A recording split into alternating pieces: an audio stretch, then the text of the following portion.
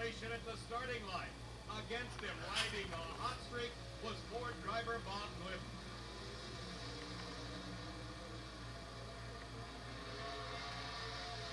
And Tony Christian surprised everyone. You had a 1/100th hole shot. You won a 50, he won a 49, theoretically a dead heat. Unbelievable. Well, when was the last time you thumped the Ford? Have you thumped the Ford lately? You had no idea. You won till you saw us coming. I didn't know I won. It was so close. I mean, we didn't know. I think we both shook the tires on the way down. I have a feeling it's Butch Leo who might start wearing Tony Christian t-shirts. I might not change this thing. Thank you, everybody at Rear Morrison. Okay, they're the ones that did it for me. The surprising John Martin of San Dimas, California, made his first final round appearance at the North Star Nationals. His competitor, John Force, had the chance to advance in the Winston Points chase. Coming into the North Stars, Force was in the 4th spot right behind Don Prudhomme. But with points leaders Kenny Bernstein and Mark Oswald out of competition early, Force had the chance. And he capitalized on it, winning his 2nd race of the season. At Brainerd International Raceway, Joe Amato regained the performance level that had carried him to 5 previous final round appearances in the 1988 season. He held on to the Winston Points lead, and in the finals at the North Star Nationals was racing against Darrell Gwynn, who had moved into the number 2 spot.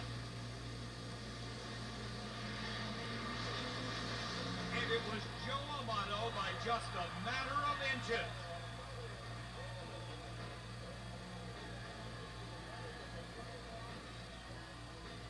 Amato's win stretches his lead over Gwynn. Gwynn's runner-up moves him ahead of Hill into 2nd. Status quo for Oswald and Bernstein. But John Force moves ahead of Prudhomme into 3rd. Christian's win moves him into 2nd in the points.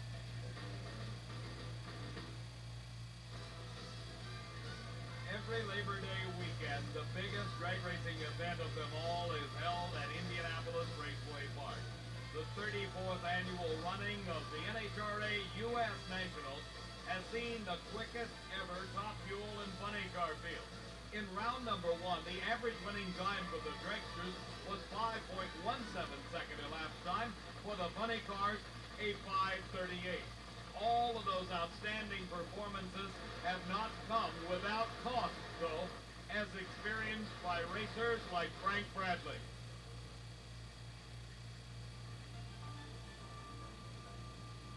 On his 2nd qualifying attempt at the U.S. Nationals, Brad Tuttle ran head-on into a nightmare. The engine exploded just at the finish line, disintegrating the fiberglass body. Tuttle, who was qualified, had to sit through 2 more days of qualifying to see if he would remain in the field. He had a new body shipped in. It was mounted. Tuttle stayed in the field, but lost in the first round to Chuck Etchell. A promoter's dream. The 2 big red cars met in the semifinals at the U.S. Nationals. Kenny Bernstein, the reigning Winston champion, against the challenger Mark Oswald. Oswald had already been in one final round this weekend, that of the Big Bud Shootout on Sunday, when he raced against Jim Head at the wheel of John Martin's car. Head had retired his own funny car in favor of a Top Fueler. The 5.39 second elapsed time for Oswald made him $50,000 richer in the payout at the Big Bud Shootout. In the semifinals of U.S. Nationals competition, Oswald and Bernstein raced each other. A critical race in the Winston Points chase. And Bernstein prevailed, a 5.35 second elapsed time, one of the quickest of the meet. The track and weather conditions were ideal as the Top Fuel semifinals rolled to the starting line. Gene Snow continued to sort out the bugs on a brand new race car as he raced the current ET record holder Darrell Gwynn.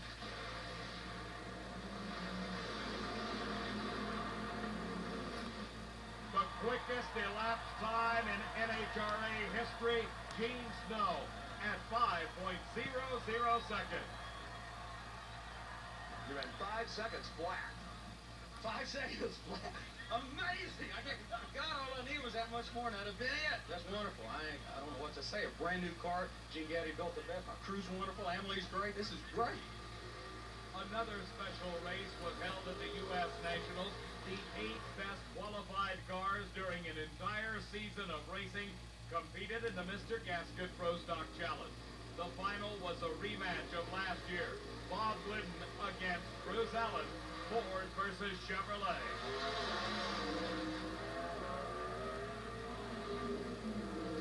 For the second year in a row, Bob Glidden won the Mr. Gasket Pro Stock Challenge. Bob Glidden made the second final round appearance of the weekend when he raced against Warren Johnson in the finals at the U.S. Nationals. Johnson was the number 1 qualifier. Glidden had qualified in the number 2 spot. The biggest drag race in the world, the U.S. Nationals, has seen legendary performances over the years, but none can equal those of Bob Glidden. The winningest driver in history has had unprecedented success at the sport's most difficult race. 12 times Bob Glidden has been in the final round. He has won this event 8 times, and in 1988 was looking for his 4th straight U.S. Nationals title, an unprecedented accomplishment. Racing against Glidden was the man to last beat him at Indy, Warren Johnson. He left a red light on the starting line, and Bob Glidden took home his record-shattering 9th Nationals win. Well, what a win, Steve. Did you see his red light? No, I didn't know he red light, but I thought I left on a pretty good line. He was out of car race, so, you know. And a nice capper, 7:34. 34? I thought we made a pretty nice run. Got out of shape a little, but the air so good. What a race. 2 previous champions met in the finals of Funny Car Eliminator at the U.S. Nationals. Kenny Bernstein, the champion in 1983. Ed McCulloch, 3 times he had won the U.S. Nationals title coming into the 1988 finals.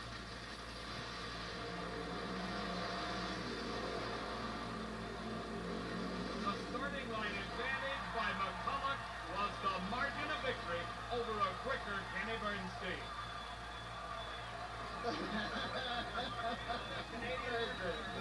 Hey, all right. Yeah, I tell you, burned the exhaust valve out down there. We had, you know, a quickie repair, and it went loose just down the lights, and I don't know, it cost us just a taste of ET, but it was right there. Great race. That did a hell of a job. Was your 35 beat his 34? Terrific. Right. It's about time I left on time. Did you see him all the way down, or not at all? Actually, I didn't see him. I thought we've got it in the bag, and I looked out there, and there's that red fender, and this baby just, I mean, it took off about half track, and away it went. So, you know, it was a good race. Today was our day. This is the drag race to win. This is the drag race everybody remembers who won. This is the 4th time I've won this. I don't think anybody else has ever won it 4 times in the funny car category. It was the first one I ever won. I'm telling you, I'm as excited this time as I was the first time. And for Miller, for Oldsmobile, for Bernie, Larry Minor, our whole crew, I mean, I love it. It's great. The Top Fuel finalists at the 1988 U.S. Nationals had both tasted the sweet wine of victory before. For Gene Snow, it was back in 1967 when he won the Super Eliminator title. For Joe Amato, it was just a season earlier when he took home the Top Fuel title in 1987. In an incredible finish to the 1988 U.S. Nationals, Joe Amato won the Top Fuel title. Snow's hopes of equaling or improving his 5-second elapsed time fell to mechanical problems. Well, every once in a while you get a final like that, particularly at a race this large. I mean, we're both trying to go real fast, and when Gene went to 5 flat the round before, you knew that he had everything in it, and anything can happen in that kind of situation. I just was glad that Joe was able to recognize that Gene lost it a little bit after he did and get back on it. Joe, congratulations. I'm not proud how I won, Steve, but I guess whoever goes across the finish line wins. Well, that was tenacity. I mean, the car left, it did a wheel stand, and it smoked the tires, I think, and then it came down, and then I pedaled it once, and then I saw snow, it had trouble. So then I got on it again, and it started fishtail, and it was like going all around. And he didn't come, it's like pedal it a couple times. It was like I was on ice, you know, but. Joe Amato picked the right race to win. The U.S. Nationals carrying bonus points. Amato's win stretches his lead over Gwynn and Hill. Bernstein's runner-up moves him just ahead of Oswald. Bob Glidden waving goodbye to the field in Pro Stock.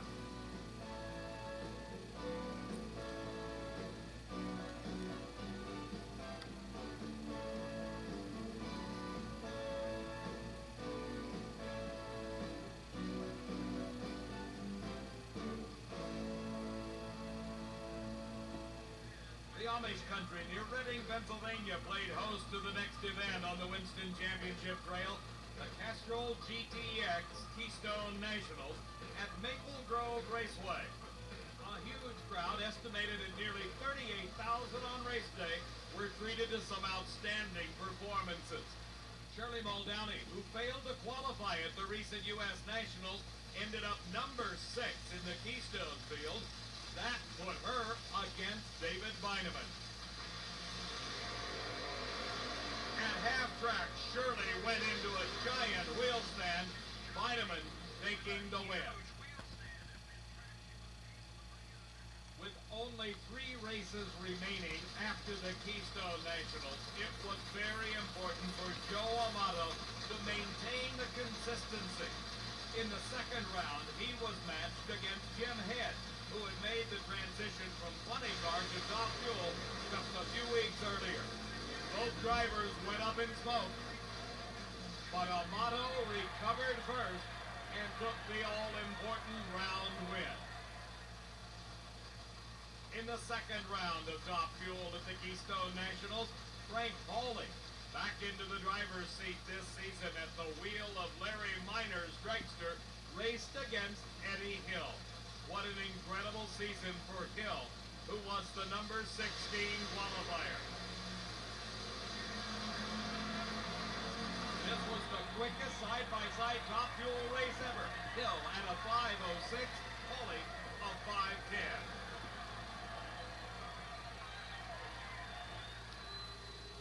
The Castrol GTX Keystone Nationals saw Bob Glidden and Jerry Ekman square off for the Pro Stock Championship. This marked the 4th straight final round appearance for Bob Glidden, the 5th in 6 races. Glidden closing in on a record-shattering 9th Winston Championship. He was handed the victory as Jerry Ekman left the starting line too soon.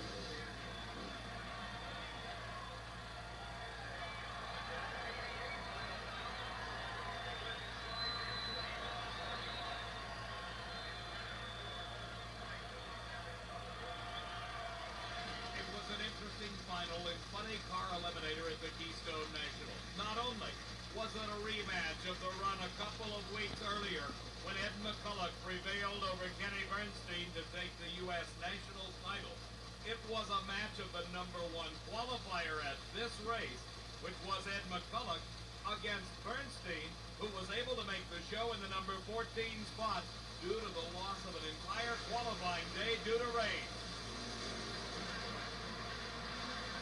This time, the roles were reversed. Kenny Bernstein had the starting line advantage and took the win over a quicker time by Ed McCulloch. In the Top Fuel finals, Dick LaHaye was looking for his 3rd consecutive Keystone Nationals win. Racing against him was Darrell Gwynn, who wanted to take advantage of the opportunity to narrow the lead held by Joe Amato in the Winston points chase. LaHaye smoked the tires, and Gwynn had a 5:14 and the Keystone Nationals title. No change in the Top Fuel points. Amato still number 1, Gwynn number 2, and Eddie Hill in the 3rd slot. Kenny Bernstein back on top again, but not by much. In Pro Stock, Bob Glidden struggled early in the year. Now it looks like he's a heartbeat away from clinching the Winston title for the 9th time. the racing scene shifted to Texas, and the inaugural Fram Super Nationals, held at the magnificent new raceway constructed by the Angel Brothers and the Gay family, Houston Raceway Park hosted an overflow crowd. In addition to the competition for the Winston title in the 3 professional categories, racing throughout 1988 saw tremendous action in the alcohol category. In funny car, Pat Austin came into this race riding a string of 5 consecutive national event victories. Another great young driver, Don Gay Jr., was Austin's competition at the Super Nationals. Gay at mid-season had 3 straight victories, but on this day, he left a red light at the starting line and wasted a brilliant run. Pat Austin clinched his 2nd consecutive Winston title. In top alcohol dragster, Mike Troxel raced against Gary Travis. Like Pat Austin, Mike Troxel came into the Super Nationals with 5 event wins to his credit. If he won at this event, he would be crowned the Winston champion.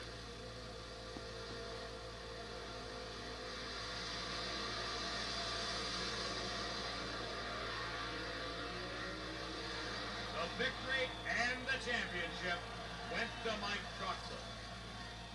The Super Nationals saw the debut of the brand new Ford Probe of Bob Glidden. He shocked the racing world when he established a new all-time best for Pro Stocks at 7.277 seconds. In the Pro Stock Finals, Bob Glidden brought his probe to the starting line to race against Warren Johnson. Glidden was still working out problems with the probe. Johnson had the quicker elapsed time in the semifinal round and thus had the choice of lane.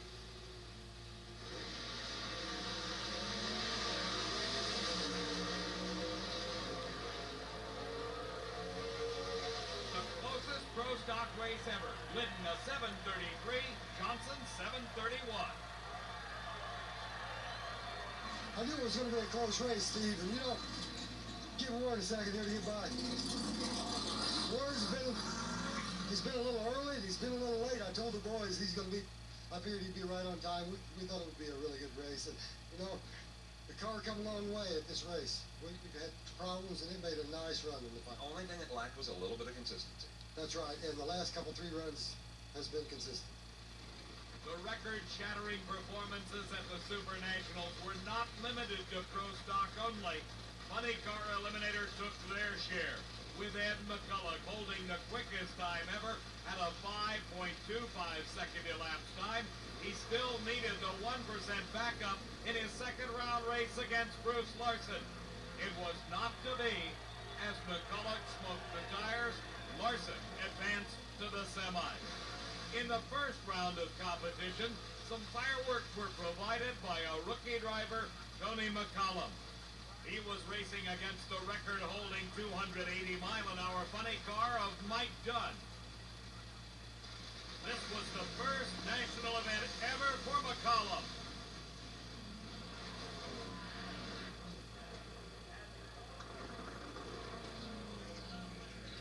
You did a good job of controlling that car, my friend, for your first time. Thank you.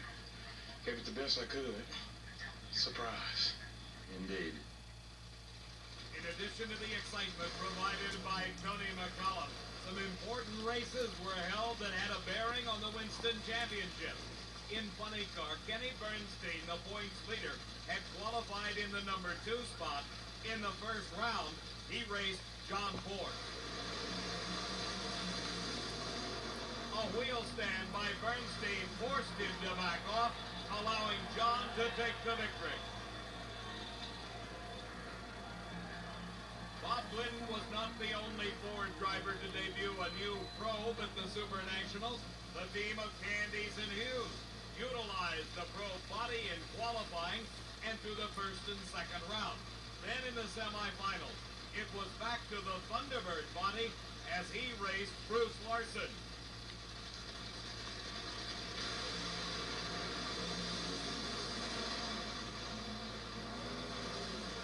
Close race. Mark Oswald down to defeat Bruce Larson to win. the finals in Funny Car Eliminator under the lights at Houston Raceway Park saw Bruce Larson race Mike Dunn. Dunn, having won his first event in 1981, then taking home the U.S. Nationals title in 1986, had not visited the winner's circle since. And Mike Dunn outpowered Bruce Larson for the Super Nationals title. Not to be outdone by their nitro-burning counterparts in Funny Car, Top Fuel Eliminator provided their own excitement at the Super Nationals. Frank Cook in qualifying grenaded an engine on the starting line.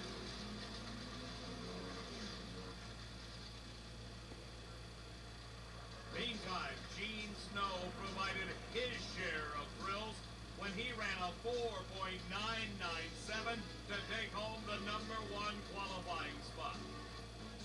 A Hollywood scriptwriter would have found it difficult to create the Eddie Hill story at the Super Nationals.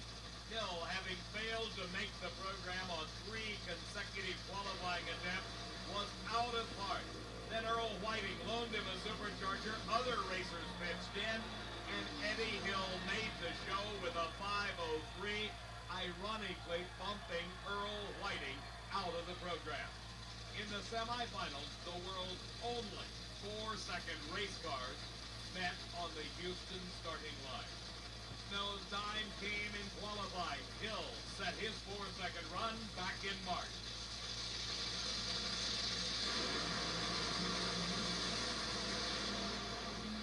Hill thundered to a 4.990 second elapsed time, a new national record.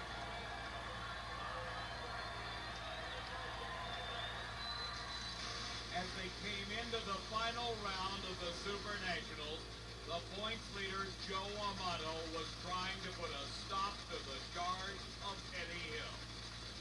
Hill with the record at a 4.99. Amato, his best time at this event, came in qualifying a 5.00 second elapsed time.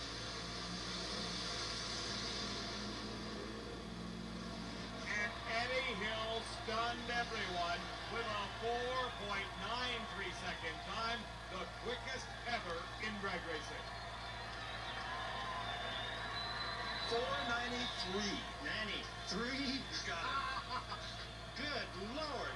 But I outran myself. That's not a record, is it? It's too quick for a record. Oh, but hey, it's a record in our hearts, let me tell you.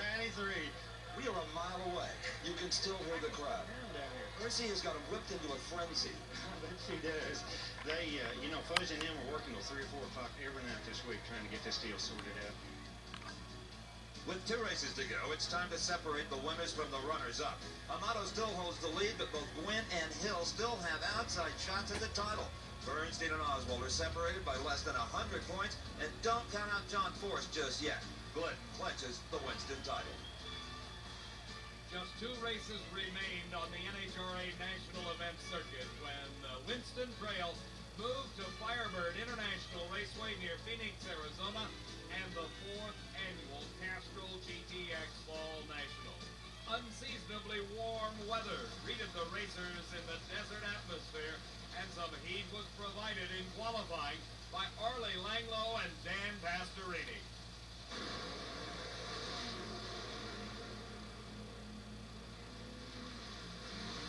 Less than 100 points separated the number 1 and 2 cars in the 1988 Winston Funny Car Points chase. Kenny Bernstein held that slim lead over Mark Oswald as they raced each other in the 2nd round at the Fall Nationals.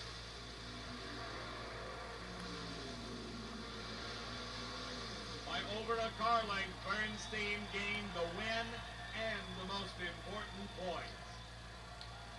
While Joe Amato continued to hold on to his Winston points lead, Darrell Gwynn was one of the racers with a mathematical chance of catching him.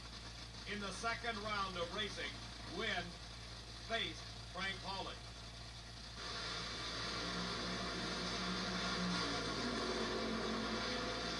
The loss to Hawley brought an end to the quest by Darrell Gwynn for the Winston title. Joe Amato Amato could have written finish to the Winston Championship at Firebird Raceway, but Eddie Hill was not about to go down without a fight.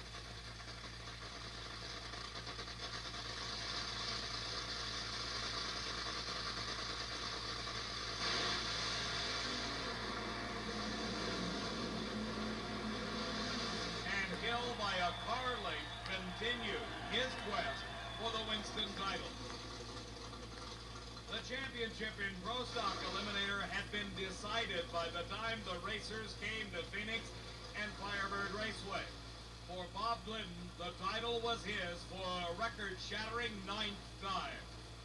In the finals, Glidden raced against Warren Johnson, who was battling against Tony Christian for the number 2 spot in the Winston Chase.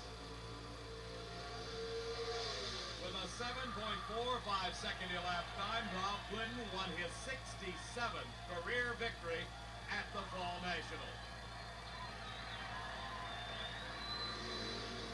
For the second NHRA event in a row, Mike Dunn was in the final round of Funny Car Eliminator. At Phoenix, he raced the surprising Tom Hoover.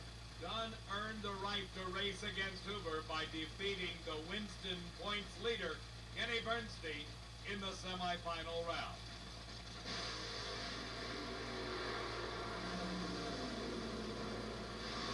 For the second race in a row, Mike Dunn and his powerful machine prevailed, winning the Funny Car title at the Fall National. In Top Fuel Eliminator, Frank Hawley made his first ever final round appearance at the wheel of a Top Fuel dragster. Earlier, Hawley had been a 2-time Winston champion in Funny Car Eliminator. Eddie Hill was looking for a big win to keep alive his mathematical chances for a Winston title. Eddie Hill kept his hopes alive, taking his 4th national event title. Gerald Gwen's loss in the second round takes him out of the points battle. Eddie Hill's win moves him into second and gives him a slight shot at catching Amato. 250 points separate Bernstein in first from Oswald in second. Pomona will definitely decide the Funny Car title. The 1988 NHRA Winston season ended where it began, at the Fairplex in Pomona, California. In addition to some outstanding racing, the fans were treated to the debut of Tom McEwen's full-on nitro-burning 57 Chevy Bel Air Funny Car.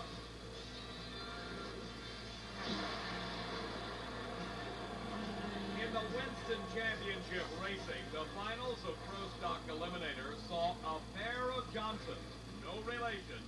Morris Johnson Jr. and his Pontiac raced against the Oldsmobile of Warren Johnson. When Morris defeated Bob Glidden in the semifinals, he earned the distinction of being the first driver to beat the new Ford Pro. Warren Johnson's final round appearance clinched his number 2 finish in the Winston points chase. The Winston Finals event title went to Warren Johnson. In Top Fuel Eliminator, Joe Amato, the 1984 Winston champion, held a commanding 1,000-point lead in that category. This had already been a successful weekend for Amato. On Saturday, he had marched his way through the field in the Krager Classic that pitted the 8 best Top Fuel dragsters in the country to race against Darrell Gwen in the finals for $50,000 cash.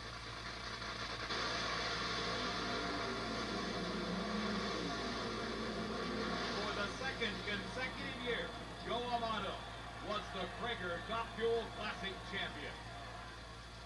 In the first round of racing in Top Fuel at the Winston Finals, Joe Amato, the number 1 qualifier with a 5.01 second time, raced Gary Ormsby. Amato won the race and had the opportunity to watch as Eddie Hill brought his car to the starting line in a must-do situation. It was almost an insurmountable challenge for Eddie Hill. Not only must he have won this race against Dick LaHaye, he also needed to win the event and set a new national record in the process. After his burnout, Hill had problems. He could not get the car in reverse. Dick LaHaye waited for him to make it a race.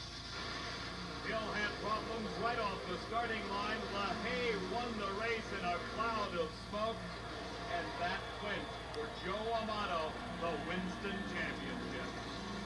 For Eddie Hill, what a season 1988 was. 4 national event victories, number 3 in the Winston standing.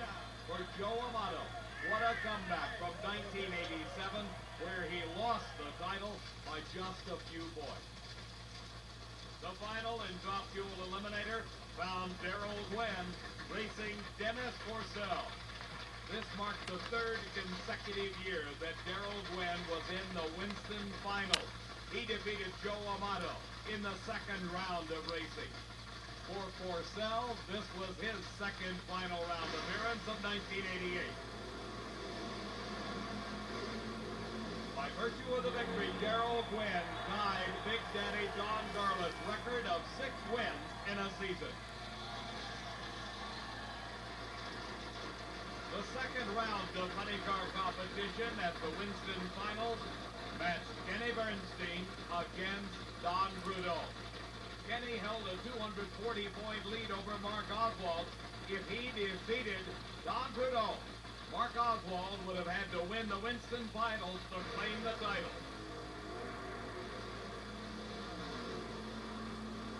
Kenny Bernstein moved to the semifinals with a 5.43-second elapsed time. That earned him the right to face the winner of the next pair of cars. It was Tom Hoover against Mark Oswald. Everyone was already looking forward to the semifinals, where Kenny Bernstein, they felt, would race Mark Oswald.